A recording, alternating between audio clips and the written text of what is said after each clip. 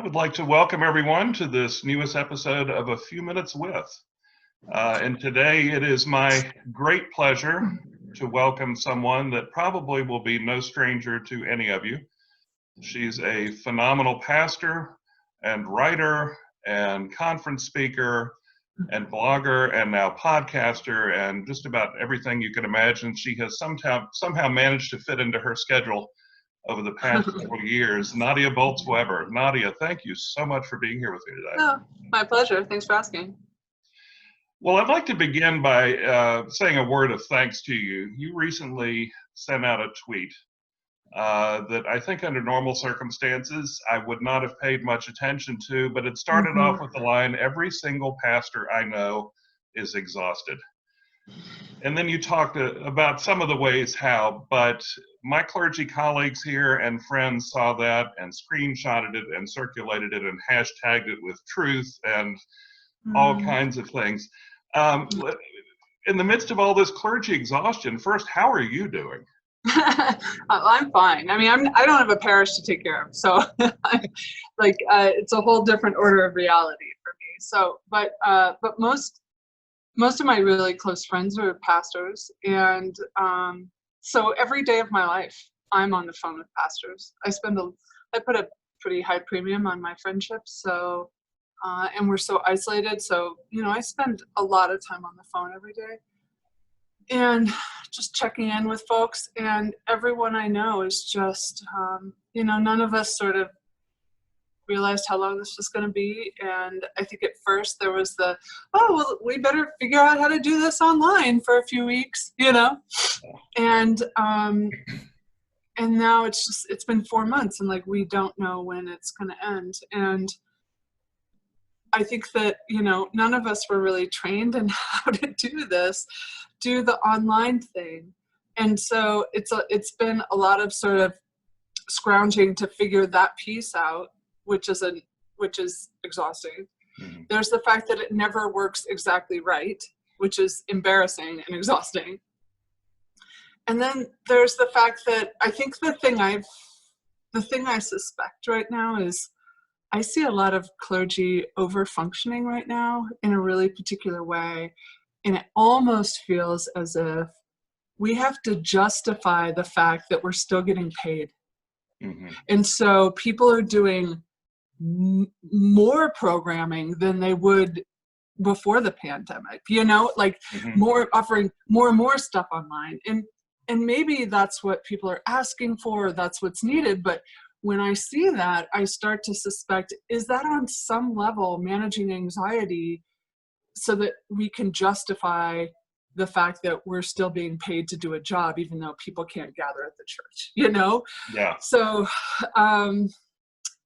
and so the way I put it, I think in the tweet, is that they're working twice as hard doing things they're half as good at, but with zero of the emotional and relational benefits coming back to them. So normally in the work, when you're, planning worship, leading a liturgy, at a committee meeting, visiting someone in the hospital, preaching, all the stuff that we do, you're getting some relational energy back. Not in this sick codependent way. I mean, obviously that can tilt over into something unhealthy, but it's natural. I mean, of course it's that way. When you baptize a baby, I mean, I swear there's a serotonin boost to that,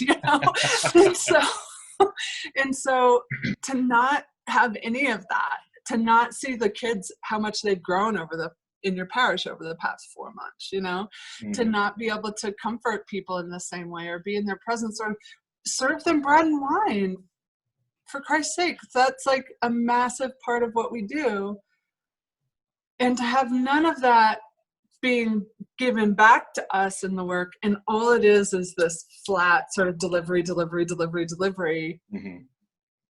I don't know. I mean, I've been talking to a couple of bishops about how we might be able to provide respite care for pastors.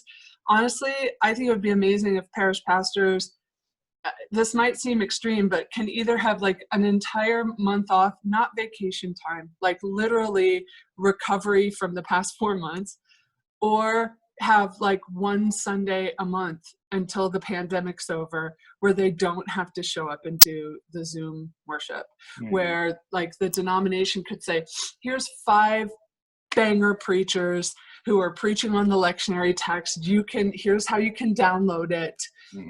And here's some ways that your lay people can step in and do it for 1 week a month. I mean, I think even that might be restful for clergy. Well, and along with that, one thing I've been wondering about myself on a deeper level is, speaking for myself, it's easy for me to tell friends and clergy colleagues how tired I am. Yeah.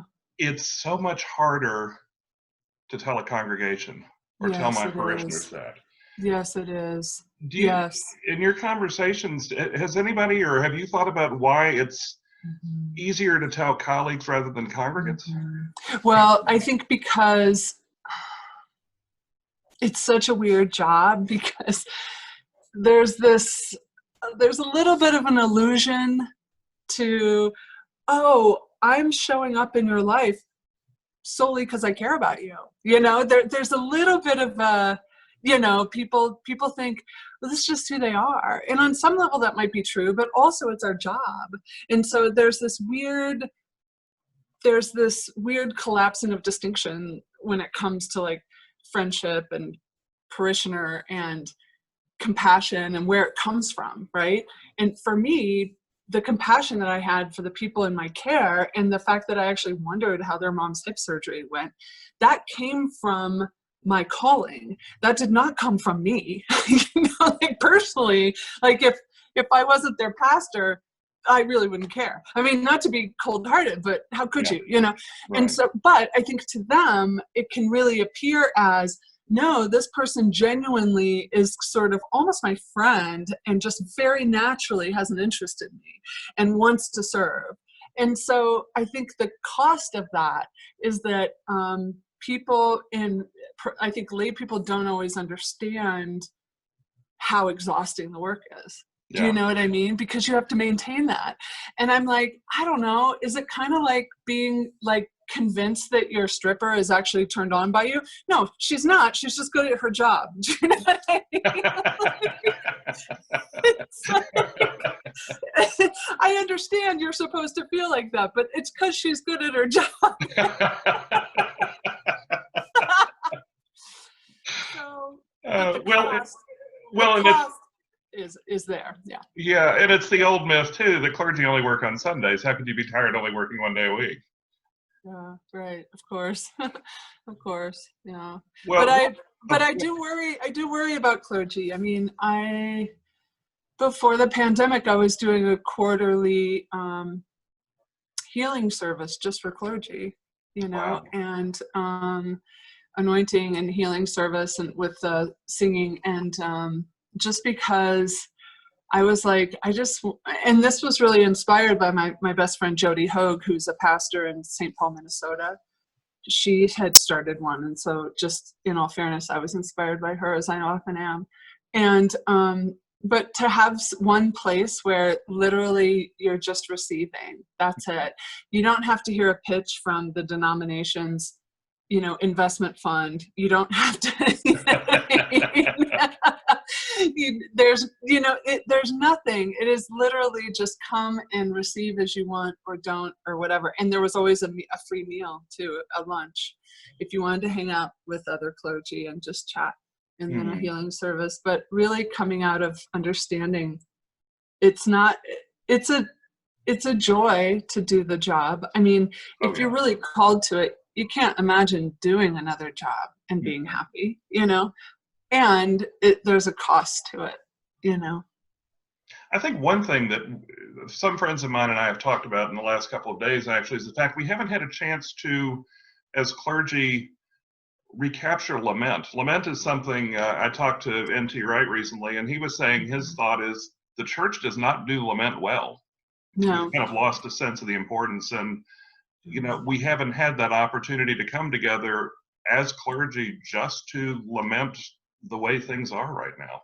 For sure. Well, and I think I was saying to someone yesterday, so there's a park around the corner that I always take my dog at night, and it's all these, it's Colorado, so it's all these kids in their 20s who go rock climbing and camping and whatnot all the time. And they have these big dogs that they go trail running with, but they live in the same complex I do, so they're out there.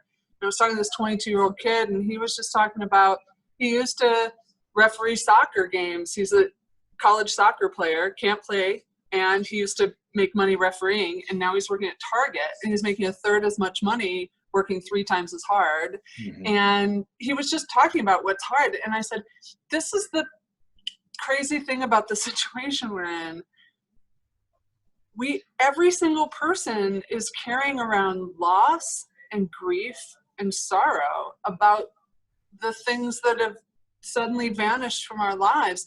And that's baseline. That's not even if you have somebody who died, I mean, millions of Americans have people they love, including myself, who have died from COVID. So that's like, if that isn't even a factor, so much of our lives have been taken in a way. Our livelihoods, our plans, our vacations, our time with our friends, like all of this stuff, not to mention, we don't even have anything to look forward to. We don't even have the luxury of planning a vacation 6 months from now or something. Like if ours was taken away, we don't even get to replace it. Like we don't even know when it's going to end. And because there's no turn taking to this, because it's everyone, I feel like we're all carrying around our private sorrow, feeling it, experiencing it, not really talking about it, because we can't justify talking about it when everyone's suffering and maybe most people are suffering more than you. So you're not allowed it. If you have a job, you can't talk about how hard the job is doing it online, because at least you have a job and other people don't. But it's not a competition. And so what are we doing with all of this unprocessed grief? And it's the kind of grief too. I learned early on when I was doing my chaplaincy training in seminary, I was such an emotive and emotional, and I still am. But as I would go visit patients, I would walk out carrying their problem or their grief or their pain with me. And it got to the point where I had to be reminded by my chaplaincy trainer or instructor that if you don't learn how to compartmentalize and do this, pretty soon you're not going to be able to move because you're carrying everybody's pain and grief. And that's, of course, it's harder, I know, for one person that, probably hasn't even had that kind of training. Just what do I do with the grief that I'm carrying around and have no outlet for? Right. And everyone else is too, So I don't know. I feel like we should have this emotional amnesty day. Like everyone gets to be completely honest about how they really feel about all the stuff that they've lost and the fear they have and the anxiety, and you get a whole amnesty day. You don't have to think, but at least it's not as bad as someone else. You get to just have it, and you get somebody else to just listen to it and go, oh, baby, of course it feels like that. I'm so sorry. Yeah. Oh yeah. Well, if you start a petition, I'll sign it first. I'll tell you that now. Emotional Amnesty Day. Emotional Amnesty Day 2020. Well, let me switch gears, because one of the great gifts that's come out of this year is that you introduced your new podcast, The Confessional, which you market as a car wash for our shame and secrets. And for those that haven't listened to it, I highly recommend you get it. It's very raw. It's very emotional, and it goes to the heart of something that I think people have difficulty about, and it's exposing their vulnerability. One thing to expose vulnerability to a family member or friend, another thing to do it in a podcast where the world can hear it. Yeah, it's not exactly easy to book guests for this one. It's not like, come on my podcast and you can promote your latest project. It's not like that. What inspired you to start this? Well, I think it's being so many things at once. It's being part of 2 different communities that practice some kind of confession, both the Lutheran Church and 12-step community. We have the 4th and 5th step in the 12 steps where it's that sort of process. there's a confessional process. And then in the Lutheran Church, you know, we have when I was in my parish, people availed themselves of private confession and absolution with more regularity than I think in most traditional parishes for some reason. And House for All Sinners and Saints has the weirdest reputation, which is so different than what it actually is. Like, where it's much more traditional than most Lutheran churches in many ways. Like, House for All Sinners and Saints would never, at least when I was there, never imagine getting rid of the confession and absolution in the liturgy. And, you know, the Lutheran Church came out with a new worship book maybe 10, 15 years ago, in which it was a May rubric that was, that could go either confession and absolution or thanksgiving for baptism. I'm like, look, huge fan, very thankful for baptism. Not the same thing. Do you know what I mean? Not even close. And so I guess like the idea of just finally speaking the truth of something about ourselves and knowing for myself the freedom of that, just believing in that for myself and for other people. That was one reason. The other is that human beings have been religious for all time in history. Like, every human culture has fashioned some sort of religion for itself. Endless variety, but it's always there in some way. And so I'm really curious, what are the needs that are met within the human being, that religion meets within the human being, that Hume did not remove from the human being? God bless the Enlightenment, but what's left, you know? And so there are two different things that, so well, in the before time, which I'm calling it now, I did a lot of speaking, not in Christian circles. So at thought leaders gatherings, wellness conference, like a bunch of different feminist conferences, stuff like that. And so people would come up and tell me their stories all the time about what they were raised and why they aren't part of religion, stuff like that. So I've collected these over the last 10 years. And I'm really curious what those needs are that are sort of going unmet, that could be, that even if somebody does not intellectually assent to the same theological propositions I do, that I might still be able to offer a priestly service to them. And so that's how I see my sort of calling now. And so as a public theologian, but it's not even theologian, it is a priestly function. So the two things that I recognize that I wanted to be able to meet in the listener, that traditionally would be met in religion, are our confession, clearly, but also, where do you go to receive a blessing if you don't have a priest? Do you know what I mean? Like, the idea of receiving a blessing is such a powerful thing. And where do we get that? Is it like likes on Instagram? I'm not sure what the ersatz version of actually receiving a blessing is. But I was hoping to sort of offer those two things. And I wanted the listener to feel less alone. So maybe they'll hear me or my guest confess to something that they also share, and they'll feel less alone because of that. Or even if they don't relate to anything that's being said, that they might have some compassion for somebody that they didn't know they could have compassion for, because they know more than 160 characters about them. You know, everything's reduced now to what's tweetable about a human being, and that's the basis on which we're all judged suddenly. No nuance, not the whole story.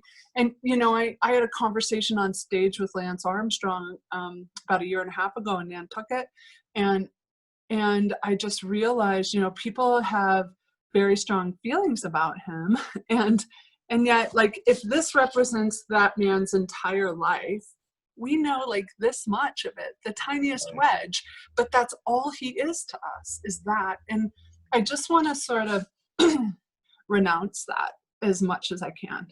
So. Well, I love the format because I think you've done 8. I hope I haven't missed any. Melissa was the most recent one, which struck me because her emotion came out. I mean, she wept in the middle of the conversation. Can I just tell you that I was her middle school camp counselor for 3 years. There's a lot you don't get in the podcast, but yeah, anyway. But I love the format because it starts with something where you confess a bit, Mm-hmm. and then you have your guest confess. But I love that you give the average people on the street that, as you said, don't have an opportunity to get a blessing, or, you know, 160 characters on Twitter is not feeding them. You give them an opportunity to call in and just leave a message saying, this is what I've done. This is a confessional for everybody. And I love that. It's so powerful. Yeah. Oh, thank you. It's been, it took a long time to finally get it going, but it felt amazing to have a sort of a desire to do it, a reason to do it, a vision for it, to get the right partners involved, like to be making it with the right people, to also have ownership of it. I own it myself, which means I invested tens of thousands of dollars to produce it. Yeah. You wouldn't know it, but that's what it cost. And but it's mine. And so to get to go through that whole process was it was really satisfying. So the fact that people listen and like it is like a bonus. Well, I do hope, and you were saying earlier, it's hard to call up folks and get as guests, you know, come on and tell me your worst. But I do hope that you do have people that take advantage of it, because it's such a gift. And, you know, and I don't know what it was about one of the episodes recently, but I was listening to it and I was thinking back to the episode in Accidental Saints. I think the young girl's name was Emily, on the airplane to the Lutheran Youth Conference. And there was something that just pulled out. It was that whole incident of you walking through this girl who was alone, had very few friends, didn't want to be going to the conference, like you admitted you really didn't want to be going to the conference. Right. But there was something about, and I wish I could remember what it was in the episode, but that's what flashed up. And then in rereading it this week, I just so appreciate just personally that you're giving people this opportunity. No, well, thanks. I'm really not qualified to do anything else. I'm basically unemployable, so I better figure something out, you know. Well, let me shift to one more thing. Something else that everybody connects with you is several years ago you wrote a new version of the Beatitudes to be more encompassing of people. But Otis Moss at the recent Festival of Homiletics talked about looking at things outside the frame, and I think your new version of the Beatitudes captures some of those people and places and events that are outside the frame and our scope of vision. I think the pandemic and this isolation and physical separation has laid bare a lot of that. And I started reading through and I thought, well, I'm going to print these out and highlight the ones that I think have been, you know, I'm looking at in a different way. And yeah, tell me more about what when you say that there's stuff that we're realizing is outside the frame that we didn't see before. What do you mean by that? Like, give me examples of that.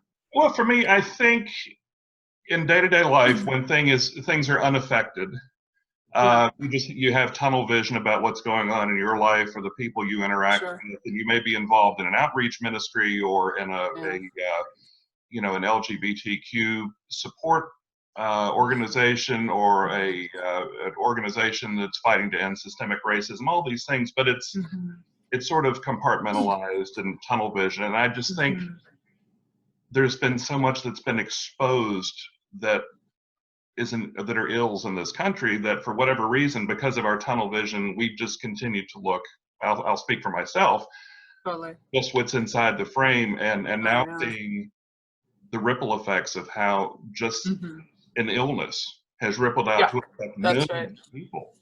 And it's humbling when you realize you thought you were seeing the world and you were only seeing a frame. You know, I mean, for myself, when there are things that I'm like, it's humbling to be like, I can't believe I didn't know that, you know? I mean, I didn't know about the Tulsa massacre until I watched Watchmen. I'd never heard of it, you know? I didn't I didn't know about the medical experiments done on the Tuskegee on the Tuskegee Airmen or the Tuskegee medical experiments until maybe 10 years ago. I had no idea of the disparities in terms of medical access between different groups. Yeah. You know, I just know what my insurance covers. Do you know what I mean? Yeah. It's and I mean the number of things. There's an entire world that exists and reality that exists alongside ours as white people in America that just is sort of outside our frame, and yet our world as white people in America is inside their frame. Like they're aware of all that shit, all of it, right?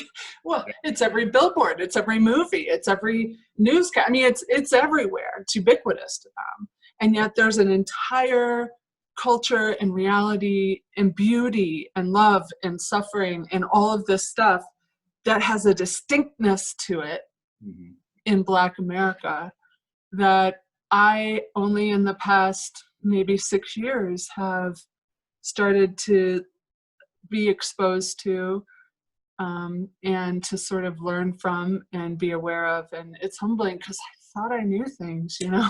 Yeah. And I don't. Well, in looking at what we're seeing, and I admit the same thing, you know, I didn't know about Tulsa until recently as well. And it's like, how could I not know about something so horrific and such a stain on the history of this country?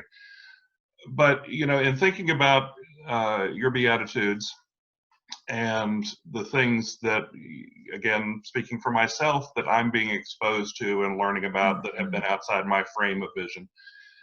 And then in looking at the ways the church is having to do new things, I guess my last question to you is this an opportunity for the church to take what it's having to do, and that's church capital C across all denominations, I'm not singling anybody out, is this an opportunity to, for instance, use your Beatitudes and what we're learning as a model to revision what the church can do and what the church should be doing? Oh yeah, we don't have a choice in that. I think our choice in that matter has now been taken away. You know, I mean, I was all over the place in 2017, all over the planet, doing the same stupid lecture for the 500-year anniversary of the Protestant Reformation. You know, I was like everybody's Lutheran, and in a Q&A, a couple times people would say, "What do you think the church of the future will look like?" And I had a one-word answer, which was decluttered. Yeah. You know, like, ooh, we hold so dear things that just don't matter, you know, and we are terrified of our budgets and our properties and our committee meetings and the influence we have and our institutions and our camps and our colleges and our seminaries and all of that stuff. We're terrified because we know it's not going to last, you know, and that's scary to us. But, and I get that, and I have compassion for that because people, so many of us had wonderful experiences at a church camp or at seminary or, you know, in these beautiful buildings. And so I don't want to diminish why that would feel like a loss to think maybe these are going to be not ours anymore. But I think that all of those things can be signs of a kingdom, but I'm not convinced they're signs of the kingdom. I mean, I don't want to be disparaging of the previous generation, but I still think the kingdom's fine, I guess is what I'm saying. And the thing I always say is that the church is fine because I believe that people will gather, even if it's in groups, socially distanced groups of 6 in parking garages. People will eventually gather still in the name of the triune God, and people will tell the story about the night Jesus was betrayed, and they'll break out some bread and wine and they'll hand it to their friends and say, this is his body broken for you and it's for forgiveness. And I don't know, I think that's not going to stop happening. Like, the gospel's still going to capture people. Mm-hmm. So in that way, I think the church is fine. But how we pivot after this is gonna say a lot about what we value. Yeah. You know. Well, that's a great place to end. I always like to end on a hopeful note, and so I'll leave it there. Real quick, what's next for you? I know that's the $1 million question, where the answer is probably, I don't know. There's like nothing on my calendar. I still have my like dry erase year in a glance calendar in my room, because that's how I would understand my travel schedule, like where I was going to be during the year. And this morning I'm looking at it, I'm like, why haven't I taken that damn thing down? None of that shit's happening. None of that's happening. Why is that still on my wall? So, I mean, I'm still working on season 2 of the Confessional. We had to delay it because it is not easy to get the right people.